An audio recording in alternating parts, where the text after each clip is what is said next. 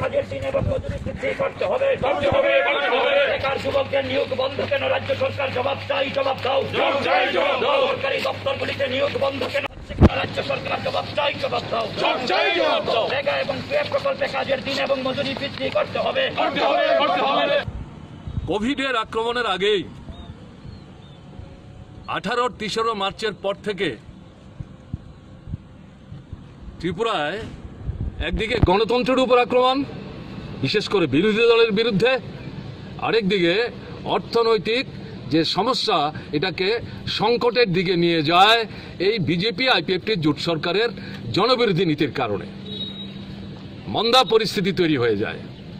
রেগার কাজ নাই, টুয়েপের কাজ নাই, লাইন ডিপার্টমেন্টের কাজ নাই, ব্যবসা নাই, গাড়ি ঘোড়া চললেও তাতে প্যাসেঞ্জার নাই, একটা চরম অর্থনৈতিক সংকটাপন্ন পরিস্থিতি। আমরা তখনই কোভিডের আক্রমণের আগে থেকেই বিধানসভার ভেতরে বাইরে সরকারের দৃষ্টি আকর্ষণ করার চেষ্টা করছিলাম। এত শত প্রতিশ্রুতি দিয়ে আপনারা মানুষকে ভুলিয়ে এই সরকার তৈরি করলেন, এখন সম্পূর্ণ উল্টো পথে চলবার চেষ্টা করছেন। মানুষের কথা একটু ভাবুন, কে শুনে কার কথা। এর মধ্যে কোভিডের আক্রমণ। অবিলম্বে গ্রামে পাহাড়ে কাজের ব্যবস্থা করতে হবে। রেগা ও টুয়েপের মজুরি বৃদ্ধি ও ভেতর ও বাইরে কথা বলার অধিকার কেড়ে নেওয়া মানছি না।